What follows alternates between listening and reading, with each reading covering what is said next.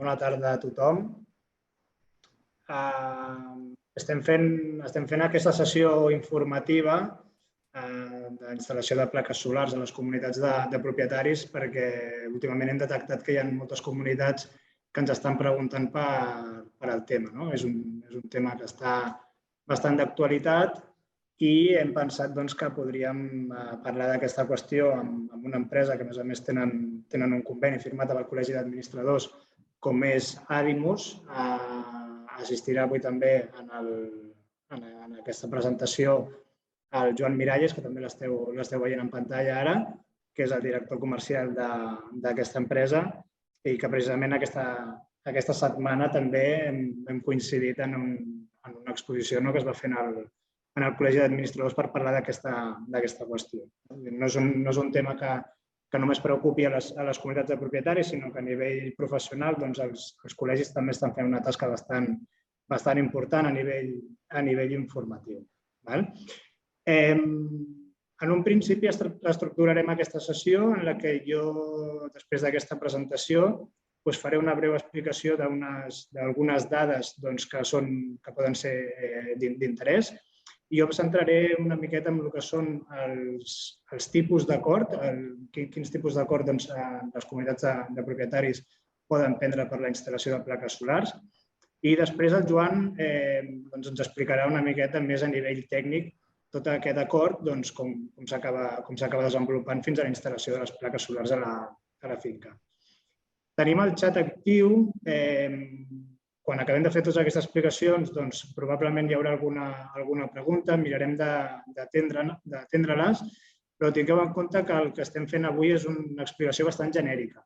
No entrarem en un cas concret d'una comunitat concreta ni un interès particular que pugui tenir un propietari per alguna cosa seva. Serà una cosa genèrica i si d'aquí després hi ha algú que una comunitat concreta vulgui fer alguna cosa, ja ho tractarem a nivell particular. Mirarem de no extendre'ns massa, de fer una explicació bastant poc tècnica i anar bastant de cara a barraca, i per això jo ja començo una miqueta el que seria l'exposició que us volia fer.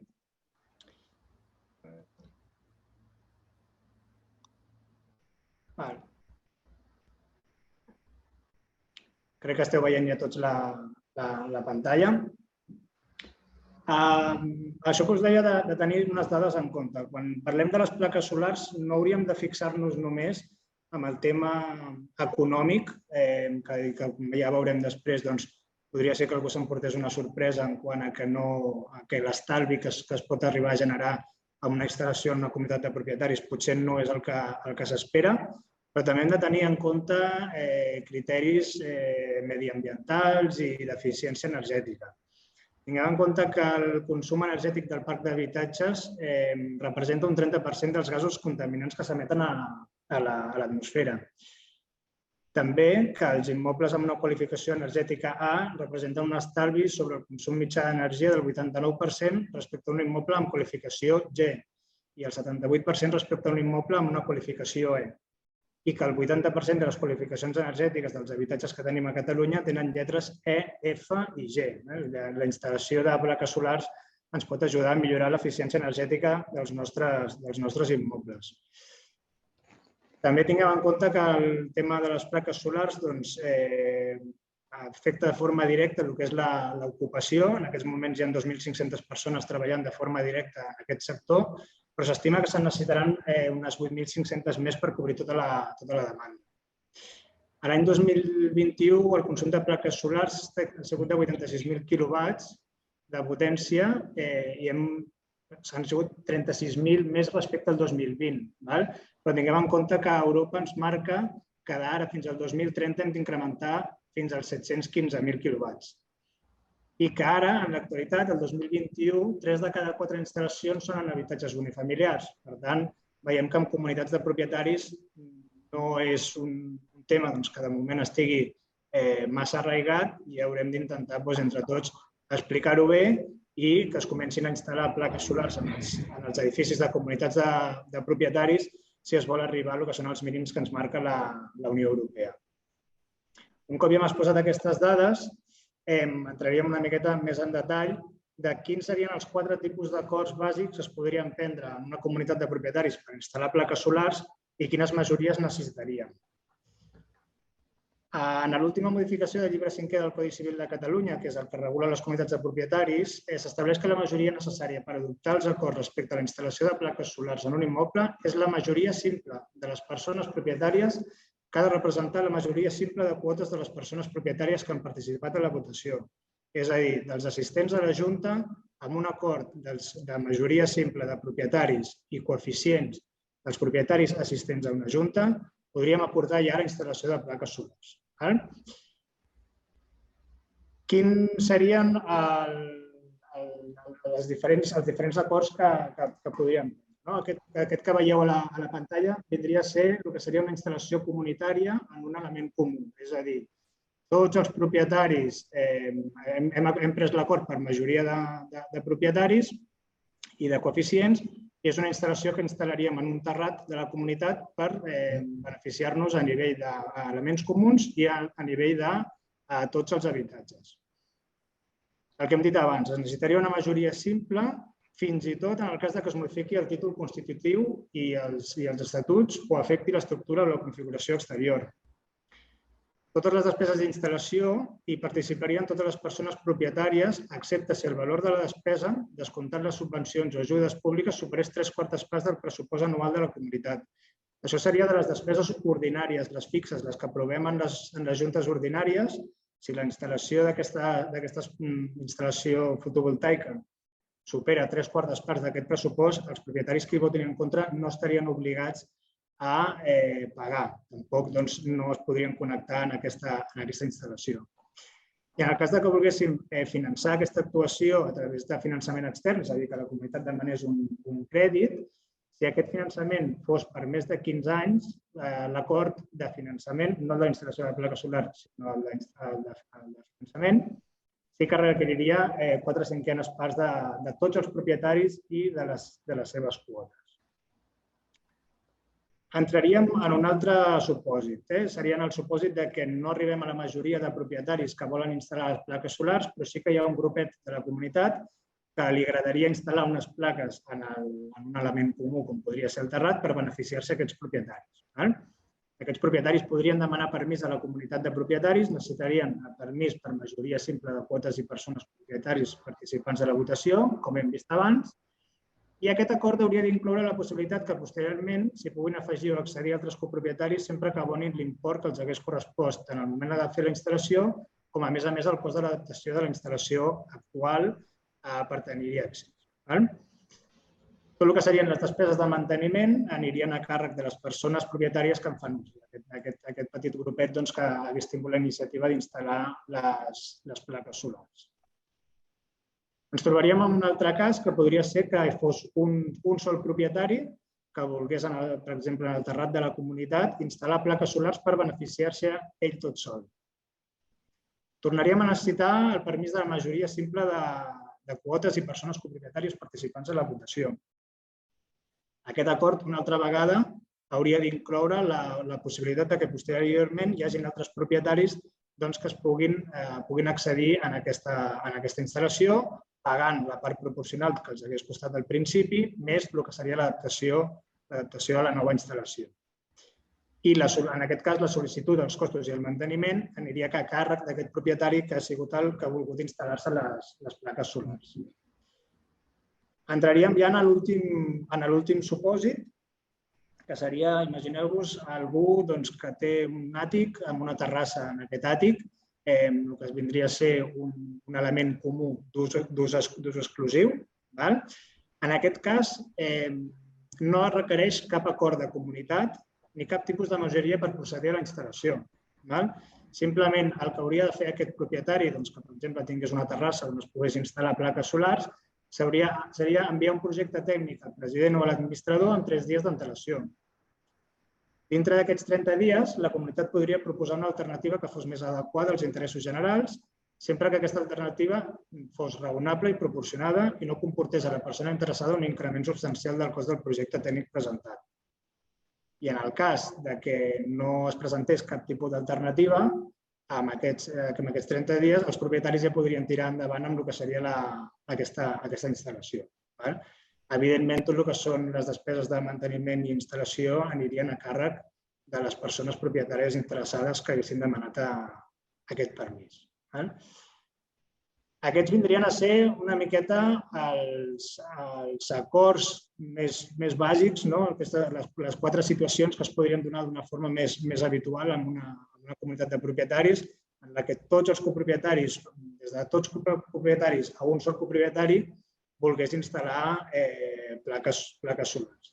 Veieu que la legislació ha facilitat bastant la presa d'aquest tipus d'acords, bàsicament perquè interessa incrementar el que és la producció d'energia a través del que és les plaques fotovoltaiques. Jo, un cop ja he fet aquesta primera introducció, aquesta primera explicació de quins són aquests tipus d'acords, jo quasi que ja us deixaria amb el Joan, que segur que la part més tècnica és la que pot tenir més interès en aquest tipus d'explicacions. I ja, sense més, Joan, quan vulguis, et dono la paraula. Perfecte, moltes gràcies.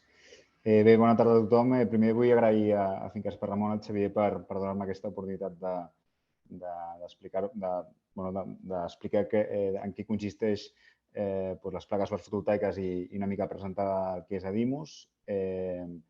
I res, si us sembla, us comparteixo una presentació i després comencem amb el torn de preguntes, que estaré encantat en resoldre-vos-les.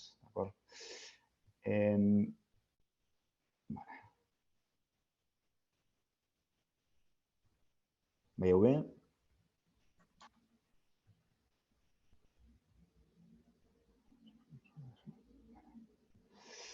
Bé, jo soc el director comercial d'Adimus. Adimus és una empresa, una enginyeria especialitzada en projectes d'eficiència energètica, mobilitat elèctrica i energies renovables. I estem col·laborant ara mateix a nivell residencial, estem col·laborant amb el Col·legi d'Administradors i amb més de 100 administradors, entre ells Finques Per Ramon, per mirar de mostrar oportunitats d'estalvi energètic a les finques que administren. Va haver-hi una època molt forta amb el tema de la il·luminació LED, l'optimització de les factures elèctriques, ara també hi ha el tema de l'aerotèrmia, etcètera, però ara pràcticament el 80% dels nostres projectes estan enfocats al tema de la instal·lació de plaques solars fotovoltaiques. I això és per diferents motius, però sobretot és perquè ara mateix fer una inversió per instal·lar plaques solars fotovoltaiques estem parlant d'amortitzacions d'entre 2 i 3 anys. I això és degut sobretot per diferents motius. Una és perquè el preu energètic ha pujat bastant des de fa un temps, i el fet de posar plaques solars fotovoltaiques ens protegeix sobre aquestes pujades energètiques, i també per un tema d'ajudes. És a dir, ara mateix a nivell governamental, a nivell europeu existeixen els fons europeus, els fons Next Generation, que són prou interessants, i després també a nivell municipal ja fa temps que existeixen el que es diuen les bonificacions en l'IBI, que concretament a Barcelona t'estan bonificant el 50% de l'IBI durant 3 anys fins a arribar al cost del projecte. Llavors, aquestes diferents circumstàncies fan que aquest tipus de projectes s'amortitzi d'una forma molt ràpida. Llavors, bé, nosaltres fem projectes claus en mà, on entraria tot el que és l'enginyeria, l'execució i la posta en marxa. I bé, nosaltres, en el moment de poder valorar el que és una instal·lació solar fotovoltaica en un edifici, el que fem primordialment és tenir en compte diferents criteris, diferents vectors. Un seria el consum global de l'edifici, la demanda energètica, l'altre seria la demanda energètica, ja sigui per serveis comunitaris o per vivendes o locals, o inclús despatxos, inclús també pàrquings. Després tenim en compte les ajudes existents. En el vostre cas, a Barcelona, el que miraríem sobretot és el tema de la bonificació de l'IBI, perquè és el que té més sentit. Penseu que ara mateix l'ordenança fiscal del 2022 diu que si tu demanes les bonificacions de l'IBI no pots demanar els fons europeus. I com que la bonificació de l'IBI és molt més atractiva, o sigui, la intensitat de l'ajuda és molt més interessant, doncs ara mateix a Barcelona només tenim en compte la bonificació de l'IBI. Doncs el consum global, les ajudes existents i la superfície útil de la coberta. Amb això el que fem és mirar de dissenyar la instal·lació el més atractiva possible. Aquí us mostro un exemple. En aquest cas, això és una finca plurifamiliar al barri de Sant Gervasi. Aquí el que vam veure és una mica, en aquest cas estàvem pagant un IBI d'uns 2.000 euros anuals, d'acord? Aquí posa 21 entitats, però són 20, d'acord? Pagaven 2.000 euros d'IBI cada vivenda i més o menys el que paguen d'IBI serien uns 40.000 euros, d'acord? Doncs el seu màxim bonificable, és a dir, l'ajuda a la que poden aspirar o a la que van aspirar, són 60.000 euros, d'acord? Per tant, és una ajuda prou interessant. Llavors, en els altres aspectes, tenint en compte la superfície útil, que serien uns 400 metres quadrats, la demanda energètica, doncs, 95 megawatts hora, doncs vam creure convenient o la potència més adequada era en aquest cas instal·lar uns 27 quilowatts pic, d'acord? Un pressupost d'uns 25.000 euros, per tant, es bonificaven 25.000 euros. Això vol dir que, en aquest cas, la bonificació de l'IBI ens cobria el 100% del cost del projecte. Per tant, i això durant 3 anys. Per tant, en aquesta comunitat de propietaris el projecte els va sortir gratuït o els està sortint gratuït a través d'aquesta bonificació de l'IBI. Aquesta planta solar fotovoltaica els està generant un estalvi energètic del 38% a serveis comunitaris i a les vivendes d'un 30% aproximadament. Depèn de com consumeixi cada vivenda. Això després hi entrem en més detall. Per tant, nosaltres quan veiem aquests 3 criteris, depenent de la superfície útil, sobretot, que és el que ens determina la capacitat de producció que té la planta solar fotovoltaica, o sigui, l'edifici, i el consum global, aquí determinem si val la pena fer una instal·lació d'autoconsum individual o autoconsum col·lectiu. Autoconsum individual vol dir que l'energia que generem únicament la destinem a un subministre i en aquest cas seria segurament a serveis comunitaris, perquè ja que es fa una instal·lació comunitària, la idea és destinar-la únicament a serveis comunitaris. Si la coberta té prou capacitat per generar prou energia com per aquesta energia compartir-la entre serveis comunitaris i les vivendes, doncs el que proposaríem és un autoconsum col·lectiu. Llavors, aquí us mostro una mica els components o els punts claus i les diferències entre el que és l'autoconsum individual i l'autoconsum col·lectiu. Però bàsicament és el que és l'autoconsum individual, com que hi ha un únic subministre, que a vegades el que fem és, m'entenc perquè a vegades que hi ha edificis que tenen més d'un subministre de serveis comunitaris, sigui el de l'escala, de l'ascensor o de porteria. En aquest cas, moltes vegades el que fem és unificar els comptadors perquè hi hagi un únic comptador i, a part, també podem obtenir estalvis addicionals per temes de potència o d'impostos. Llavors, la idea és, amb un únic comptador, l'energia que nosaltres generem a través de les plaques solars fotovoltaiques la passem per l'inversor, que és un equip indispensable que el que fa és convertir l'energia de contínua en alterna, que és com la consumim, i aquesta energia directament, l'electricitat, la connectem al quadre general d'aquell subministre. I al igual que entra per un costat, al igual que entra l'energia convencional de la xarxa, doncs també entraria l'energia de la planta solar fotovoltaica. I per un tema del que es diu la llei d'Ohm, és a dir, per un tema de resistències, doncs primer sempre la demanda energètica d'aquell subministre o d'aquell consum primer tiraria de la planta solar fotovoltaica i després, si necessités més energia, doncs tiraria de la xarxa elèctrica convencional. Pot ser que hi hagi un moment que perquè estem de vacances i hi ha màxima producció i no hi ha molta gent a l'edifici, doncs que estem produint més energia de la que demanda aquell subministre. I, per tant, l'energia el que faria és tornar a la xarxa, és a dir, l'abocaríem a la xarxa, com que passaria pel comptador bidireccional que tenim tots ara avui en dia, doncs registraria l'energia excedentària invertida a la xarxa i aquesta energia, la comercialitzadora que tinguéssim associada a aquest comptador estaria obligada a comprar-nos-la. Normalment és un preu per sota del preu que nosaltres li paguem, però cada cop hi ha comercialitzadors que estan pagant l'energia excedentària més cara i a un preu més atractiu, per tant. Però ja dic que el més important és sobretot l'estalvi per el que és l'autoconsum, és a dir, aquella energia que nosaltres generem i que entra directament a l'edifici. Després parlaríem de l'autoconsum col·lectiu, que és, diguem-ne, el tipus de projecte que és una mica més complex, més dens, i que nosaltres creiem que ens estem diferenciant de la competència perquè és un tema que dominem bastant degut a que vam ser l'enginyeria que vam muntar la primera instal·lació col·lectiva a Barcelona i la que n'ha fet més a Barcelona, d'acord? Perquè aquesta instal·lació, el que és la part executiva de l'execució és molt senzilla, però després hi ha una part de burocràcia, que més endavant us explicaré, que té les seves complicacions i és bastant dens, d'acord? Però bé, per anar al gra i explicar-vos una mica tècnicament com funciona, la idea és que nosaltres tota l'energia que generem, d'acord, òbviament torna a passar pel comptador per l'inversor i aquest inversor converteix l'energia d'alterna en contínua, fent passar aquesta energia d'alterna pels seus quadres de protecció, d'acord? I aquesta energia el que fem és abocar-la directament a la xarxa, és a dir, la connectem a l'embarrat de l'edifici. És allà on també ens arriba l'energia que arriba de xarxa i és energia que està aigües amunt dels comptadors, abans de passar pels comptadors de les vivendes. Elèctricament, o sigui, físicament aquesta electricitat ens és igual on vagi. Pot ser que es consumeixi els primers comptadors perquè és on estan més a prop. Això ens és igual. Aquí l'important és que tota aquesta energia que estem subministrant a l'edifici, que connectem a l'embarrat de l'edifici, passa per el que es diu el comptador fotovoltaic.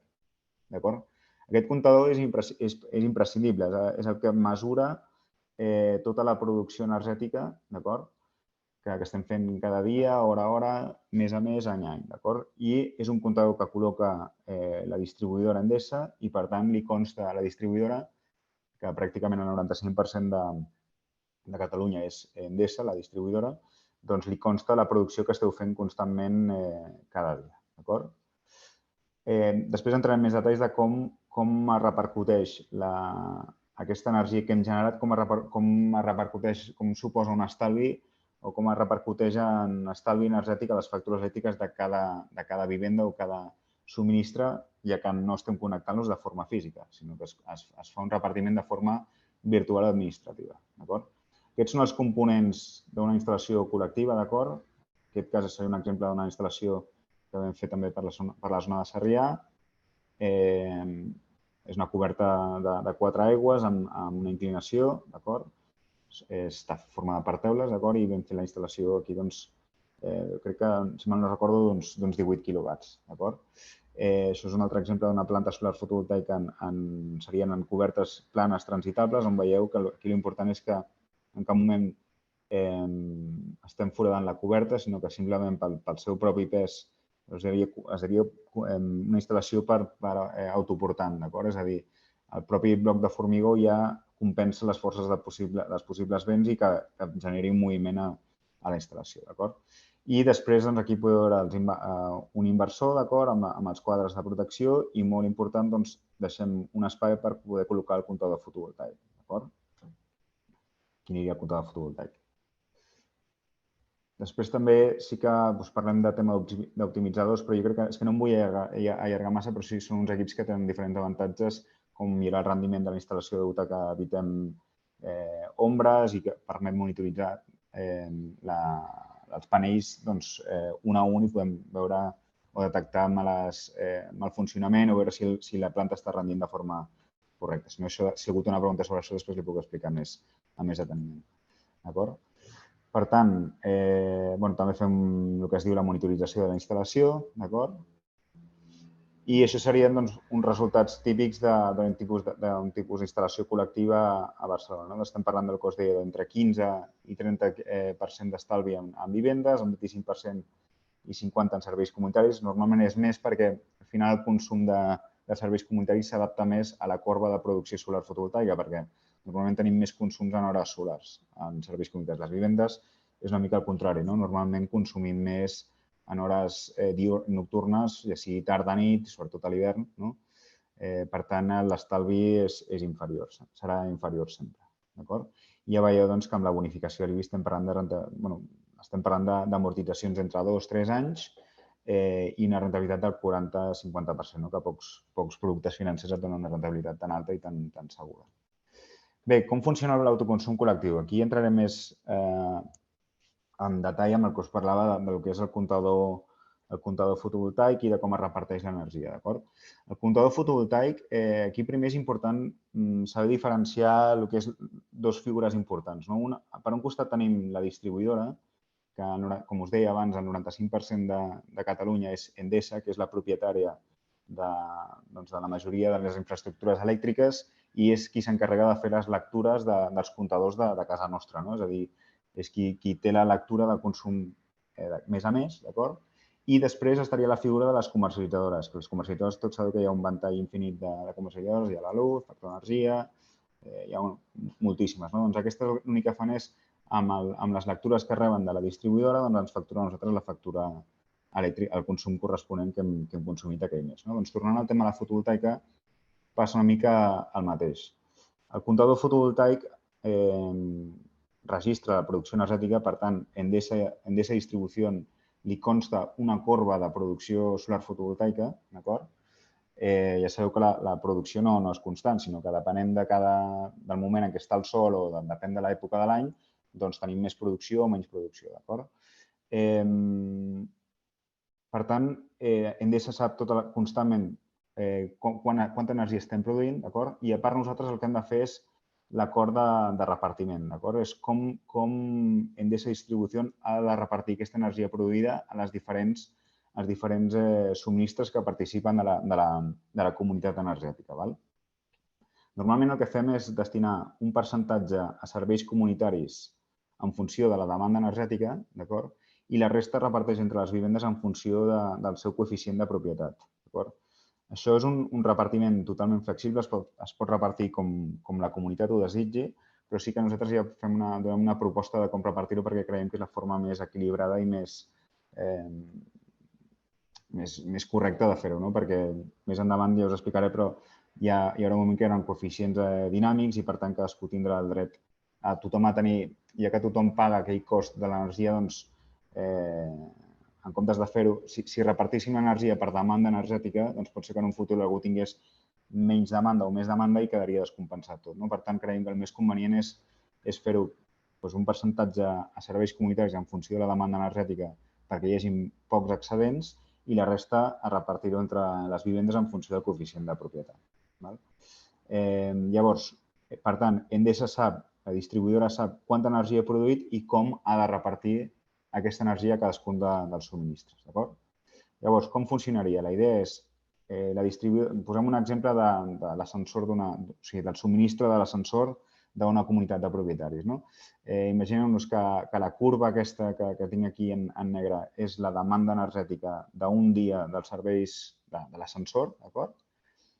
I, per tant, aquesta seria la corba de producció energètica de la planta solar fotovoltaica multiplicada pel coeficient que li pertoca a aquell subministre. És a dir, imaginem que li destinem un 10%, d'acord? Doncs això seria la corba de producció multiplicada per aquest 10%.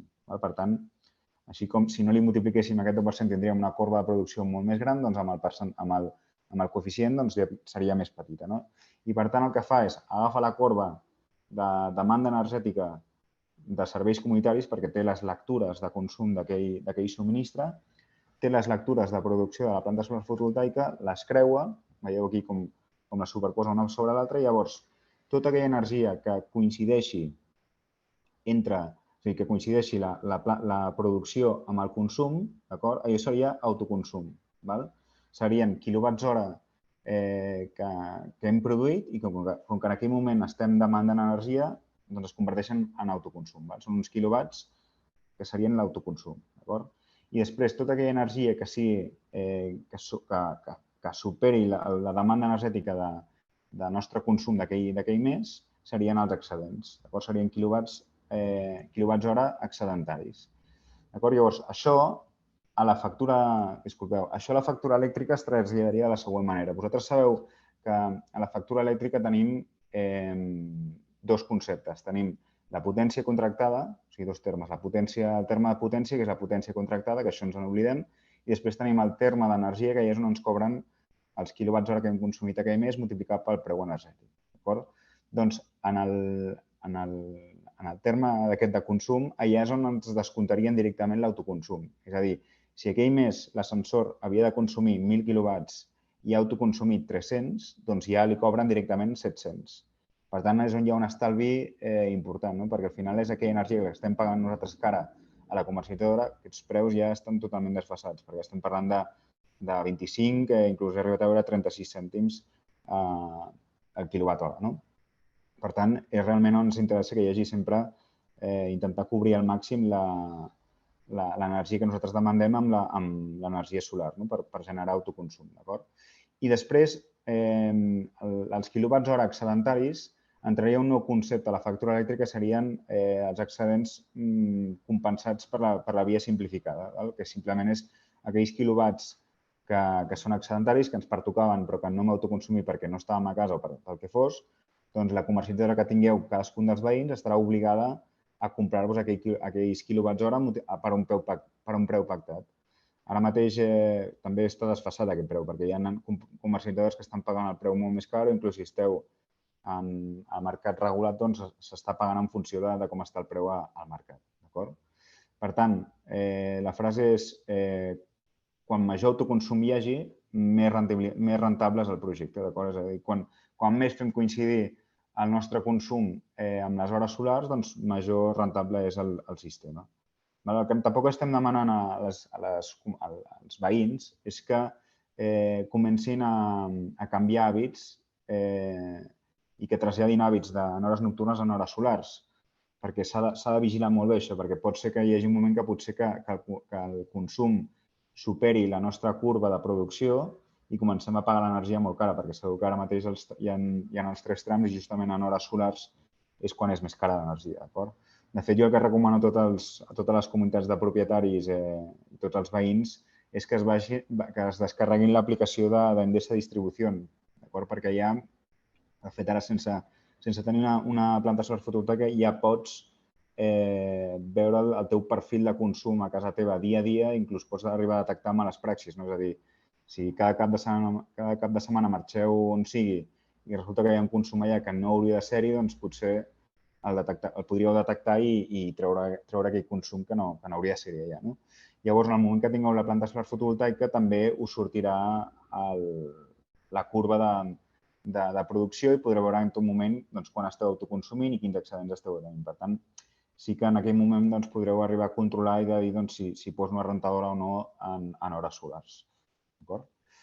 Bé, la part d'execució. Nosaltres, com bé deia, fem projectes claus en mà, fem tota la part de disseny, després tota la part d'execució, on inclou tota la part de legalització, llicència d'obres, etcètera, l'execució, que ara mateix estem parlant depenent, òbviament, del tamany, però estem parlant d'entre 2 o 3 setmanes s'acaba executant un projecte d'aquests perquè la veritat és que és molt senzill i després hi ha una part burocràtica que és important. Aquí, com veieu, serien aquestes les fases d'un projecte d'una instal·lació de 25 quilowatts. Com deia, hi ha una primera fase de documentació prèvia. Ara ja no és una setmana, s'està trigant més perquè hi ha més demanda d'aquest tipus de projectes. Però estem parlant d'un mes. Una vegada obtenim la llicència d'obres, l'execució és senzilla, en aquest cas serien 3 setmanes, i després tindríem 2 fronts. Un seria l'obtenció de la bonificació de l'IBI, que és un únic tràmit per comunitat de propietaris i és força senzill, simplement s'ha d'adjuntar diferents documents, entre ells seria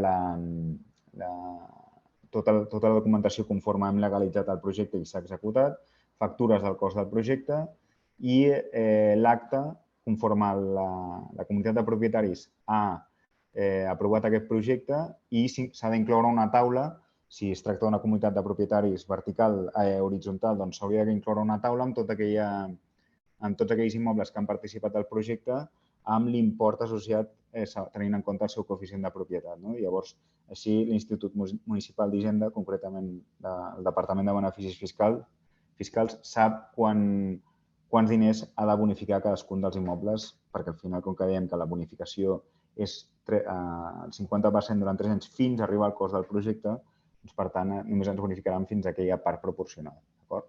I després hi ha l'altre tràmit, que és el més important i el més dens, que són els tràmits per obtenir el comptador fotovoltaic. Aquell comptador que us mostrava abans, que és el que registra la producció solar fotovoltaica, doncs, per arribar a obtenir-lo i poder posar en marxa la instal·lació estan trigant, aquí ja no diria 4 o 5 mesos, sinó 6 o 7 mesos. També depèn una mica del tamany del projecte, o sigui, del tamany de participants que hi hagin, perquè s'ha de firmar l'acord de repartiment, s'ha d'anar al punt de connexió, hi ha tràmits amb la distribuïdora, amb Endesa concretament, i també s'haurà de fer el canvi de contracte de cadascun dels participants, el contracte que tinguin amb la seva comercialitzadora, s'haurà de canviar aquell contracte pel contracte d'autoconsum amb aquella comercialitzadora. No cal canviar de comercialitzadora, és a dir, no cal que tots estigueu a la mateixa, que tots els veïns que tots els veïns estiguin a la mateixa comercialitzadora. De fet, és un punt important, o sigui, està bé que és, de fet, nosaltres el que fem és, en aquell moment que veiem que ens tenim totes les factures de tots els veïns, el que fem és fer un petit estudi de veure si hi ha algun veí que se li pot optimitzar la factura elèctrica, de treure-hi un estalvi addicional i ja sigui reduint la potència contractada perquè veiem que la tenim molt alta o per un tema de preu energètic. Si detectem que està pagant un preu energètic molt per sobre del que hi ha pel mercat, doncs l'avisem i mirem de donar-li una proposta atractiva per a ella. D'acord?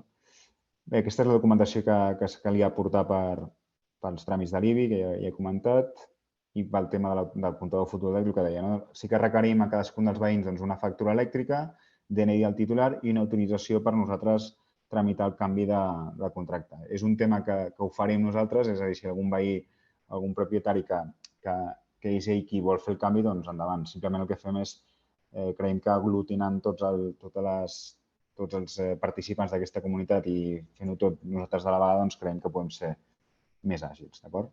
El que us deia inicialment, a vegades val la pena fer una unificació de comptadors per tenir un comptador i llavors aquí fer una instal·lació d'autoconsum individual, d'acord?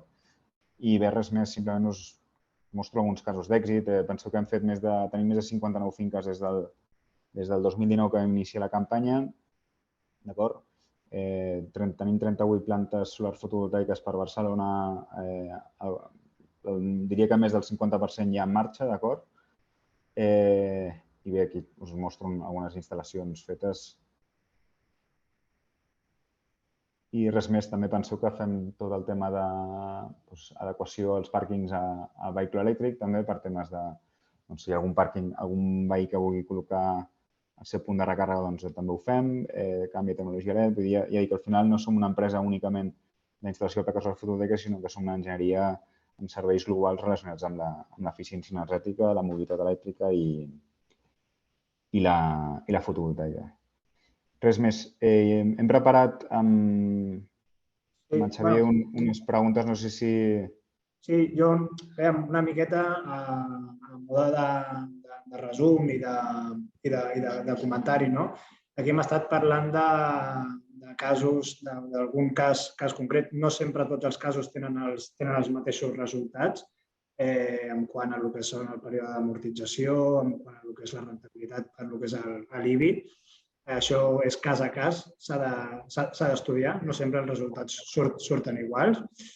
També tingueu en compte que hem estat parlant per al cas de Barcelona Ciutat, que és on nosaltres administrem les comunitats de propietaris o portem els edificis en propietat vertical. Cada municipi té algunes bonificacions diferents. Quan hem parlat dels fons Next Generation, aquí nosaltres també hem anat transmetent moltes vegades informació sobre el que són els fons Next Generation. Hi ha diferents programes. Quan parlem de fons Next Generation, en el cas de les plaques solars, no ens estem ficant amb els programes de rehabilitació integral dels edificis. Són uns altres fons diferents que gestionen a través de l'ICAEN. I en el cas de l'Ajuntament de Barcelona no són compatibles demanar el que és l'ajuda de la Generalitat i l'ajuda de l'Ajuntament, és o una o l'altra. Per estudis que han fet els de l'empresa Adimus, a la ciutat de Barcelona normalment, com que són uns IBIs bastant més alts, doncs surt més a compte el que és la subvenció de l'Ajuntament de Barcelona. Però hi ha altres municipis a nivell de Catalunya que admeten les dues subvencions alhora. Normalment, quan una comunitat ens planteja que vol instal·lar plaques solars, el que fem és enviar a l'empresa que ens fan aquest informe previ, però s'ha de tenir en compte també que, a part de tot l'estudi energètic que es fa i de possible estalvi, hem de tenir en compte que la comunitat de propietaris es trobi amb capacitat o amb disposició per poder-ho fer. En aquest sentit, imagineu-vos que tenim el terrat d'una comunitat que està en mal estat abans d'instal·lar les plaques solars hauríem de fer la impermeabilització correcta o fer la reparació que necessités el terrat. Perquè si tenim un terrat que fa 30 anys que no el rehabilitem, o 40 anys, i que pot començar a portar filtracions, si li posem tota la instal·lació de plaques solars i després l'hem de rehabilitar, muntar, desmuntar i tot això doncs ens portarà uns costos. Per tant, és necessari fer un estudi integral previ abans del que és la presa de l'acord d'instal·lació d'aquestes plaques. Si em permet, Xavier, aquí m'agradaria fer una aportació, que és que justament amb segons quines finques, com que tenen un màxim unificable bastant alt, o sigui, ja, com he mostrat en l'exemple d'aquesta comunitat de propietaris que tenien un màxim unificable d'uns 60.000 euros, d'acord? Disculpeu, sí, com que es veu bé, no? Xavi? Sí. Val. O sigui, en aquest cas, aquesta comunitat de propietaris tenia un màxim unificable de 60.000 euros, no? Llavors, aquí, i com que la instal·lació els costava 25.000 euros, diguem-ne que només aprofitaven 25.000 euros de l'ajuda que tenien disponible. Llavors, aquí el que vam fer és aprofitar que tenien aquest marge de bonificació per incloure el cost de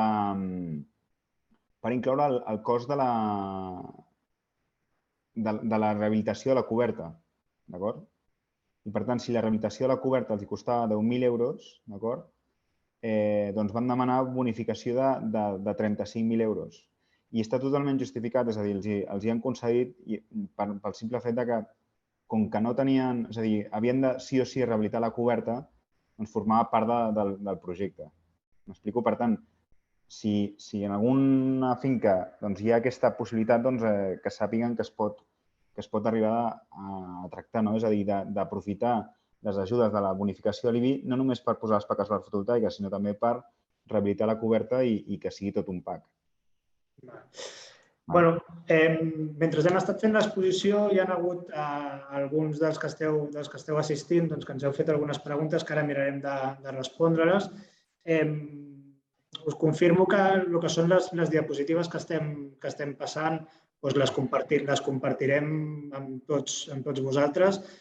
Com sabeu, cada mes fem un enviament d'un butlletí informatiu i en el butlletí informatiu del mes vinent us podreu descarregar en PDF tot el que són les presentacions que estem fent avui.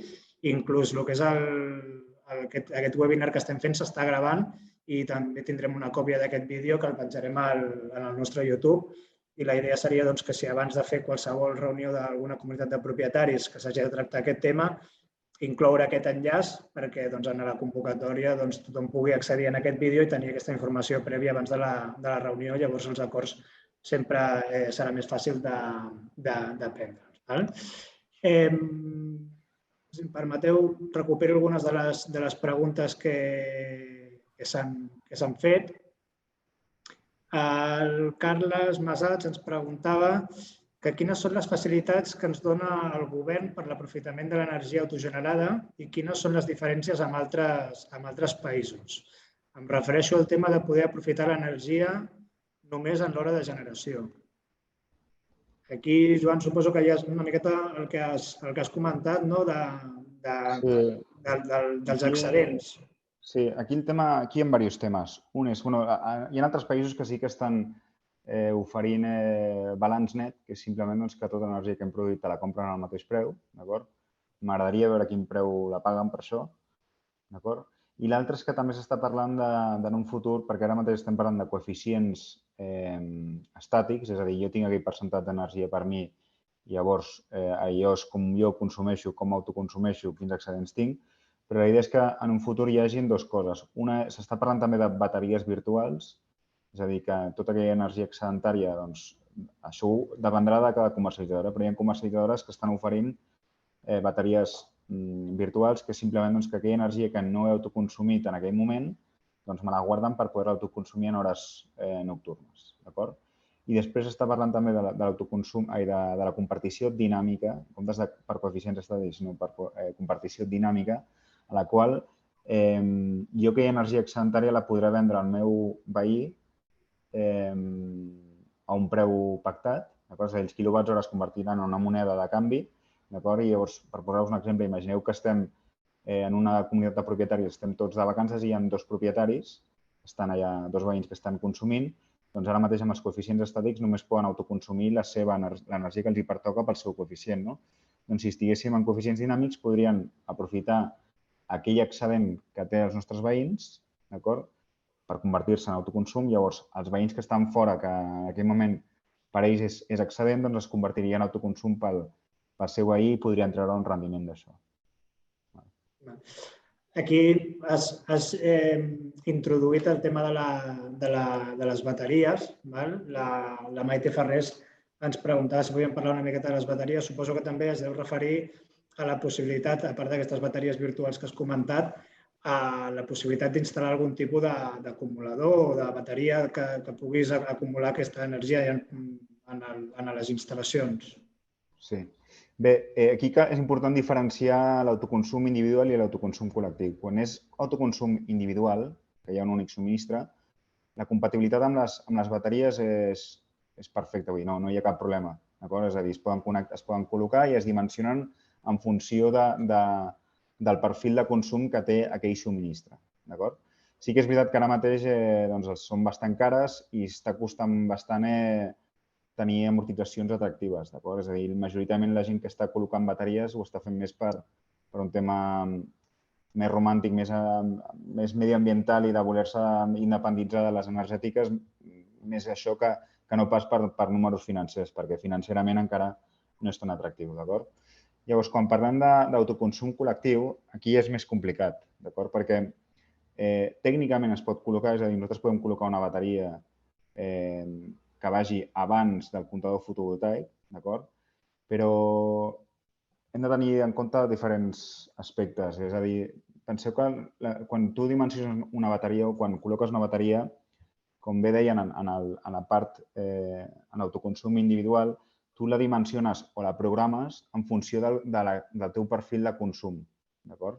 Llavors, si parlem d'un autoconsum col·lectiu, on segurament hi haurà diferents perfils de consum i hi haurà gent que potser treballa a casa i llavors té un consum molt acorde a les hores solars, potser algú que totalment el contrari. Llavors, clar, tu en aquest sentit, com et poses d'acord amb el teu veïnat per dir com es programa aquesta bateria? Per tant, per això s'estila més el que es diu la bateria virtual, que és més personalitzada, sobretot quan parlem d'autoconsum col·lectiu.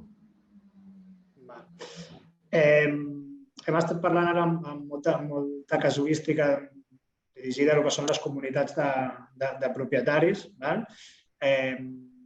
el cas d'un edifici en propietat vertical, o que sigui una comunitat de propietaris, que sigui propietat d'una família, estiguessin tots els pisos llogats, aquí, a nivell dels llogaters, s'haurien d'entendre entre ells. És una qüestió que només dependria dels propietaris. Qui es beneficiaria d'aquestes rebaixes de preu de la llum? Sí, et poso un exemple que sempre ens surt molt quan anem a les comunitats de propietaris, que sempre hi ha algú que és propietària d'una vivenda però no hi viu. Llavors, en aquest cas, aquesta persona només rebrà el benefici de la bonificació de l'IBI. És a dir, els estalvis sempre es destinen a aquell subministre que està dins d'aquella comunitat o a menys de 500 metres del punt de connexió. Llavors, en aquest cas, el que els diem sempre a aquests propietaris és que aprofitin l'oportunitat que hi ha ara mateix perquè estaran millorant el seu actiu gràcies a unes ajudes que són molt interessants, que és la bonificació de l'IBI. Estaran millorant aquell actiu perquè millorarà de categoria energètica. Per altra banda, segurament, si vol cedir-li tots els estalvis al seu llogater, doncs l'estarà fidelitzant, diguem-ne, o inclús en alguns casos ens hem trobat que el propietari reparteix els estalvis amb el llogater, és a dir, que se'ls reparteixen. O inclús, és que és un tema ja que es posin d'acord amb el propi llogater. I quan estem parlant de propietat vertical, que és un únic propietari, doncs sí que ens trobem de tot. Ens hem trobat gent que ha volgut generar només per serveis comunitaris, perquè és ell qui paga aquelles factures elèctriques, o s'ha dit, o sigui, potser té una coberta molt gran vol aprofitar al màxim l'ajuda que té actualment i, per tant, decideix aquella energia no només destinar-la a serveis comunitaris, sinó també als seus llogaters per fidelitzar-los, etc. O sigui, hi ha tot. Però ja dic, aquí l'important és que aquest acord de repartiment és totalment flexible i es pot destinar l'energia com vulgueu. És a dir, es pot fer de totes les maneres que es vulgui. Aquí, de totes maneres, també remarcar que estem parlant d'autoconsum, hi haurien altres figures de possibilitat d'instal·lació de plaques solars en edificis, ja no destinat tant a autoconsum, sinó més a la producció i a la comercialització d'aquesta energia, però no seria el cas del que estem parlant ara. I, en tot cas, vosaltres, si hi hagués algun propietari de vertical que volgués analitzar la possibilitat de fer-se com més productor o que hi hagués alguna empresa que es dediqués a gestionar l'energia que es pugui produir, seria una altra casuística diferent a el que és l'autoconsum, que és el que estem tractant en aquest webinar. Sí, o sigui, això al final, això seria el que es diu el model... És una empresa de serveis energètics que el que fa és... O sigui, nosaltres, en aquest cas, nosaltres no ho fem. És a dir, això seria una comercialitzadora que simplement et compra tota l'energia que tu generes. Però a nivell financer és molt més atractiu, s'amortitza molt més ràpid amb l'autoconsum.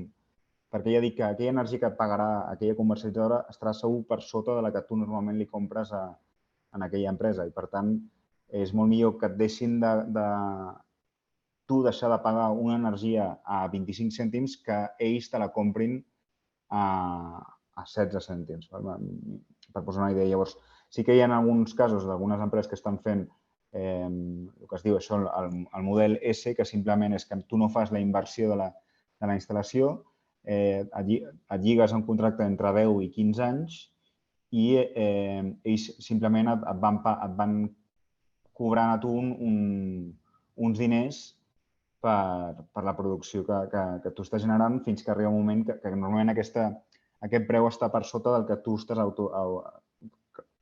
estàs autoconsumint. D'acord?